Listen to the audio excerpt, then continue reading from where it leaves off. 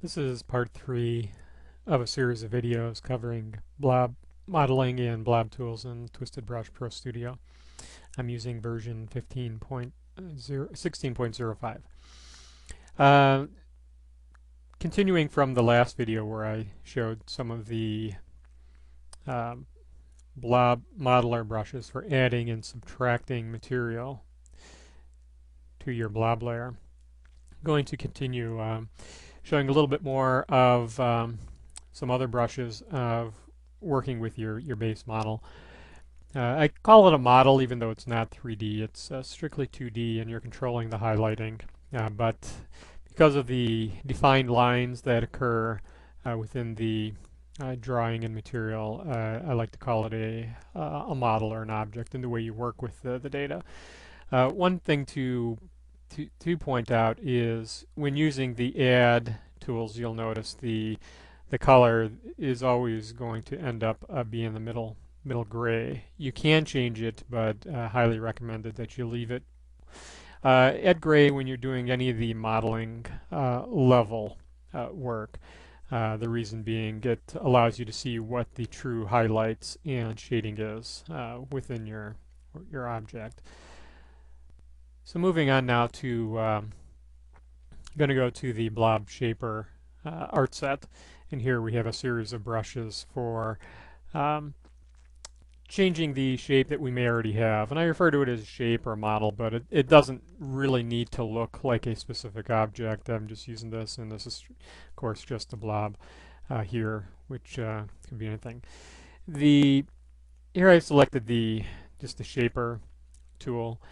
And you can see it allows you to move around the material you already have on your page and even blend it together.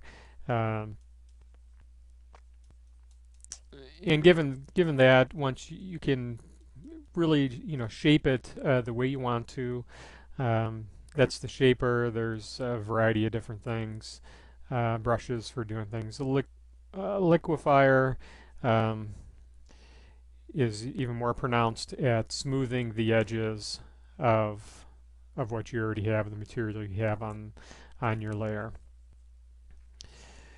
And you can see I could dig in and give it a, change the base shape that I had up there originally to something, quite different, but still keeping the basic idea. We have this object and these, the shape here, which is distinct from the rest of the layer.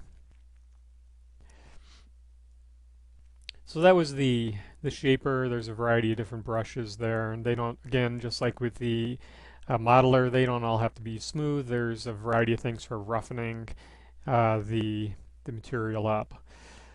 Also, a couple other art sets which are very handy during the modeling stage is the surface modeler, where you actually add or remove material. Similar to the modeler, the difference is instead of basic add or soft add, it's basic raise or soft raise.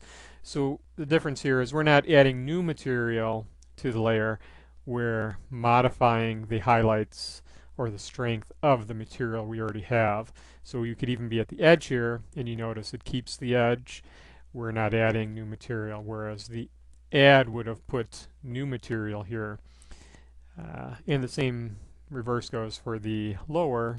We can reduce the amount of material, add shading to the area without changing the base shape. We still have our same outline. And then the surface shaper, very much the same tools that are in the Shaper, but again, we're not changing our outline of the shape, we're just changing the material that's already there. So in this case, we're smoothing out the highlights so they're not quite so pronounced, but we're still keeping our basic shape. It allows you to do control your object in what I'm calling the modeling stage much more precisely than you could otherwise.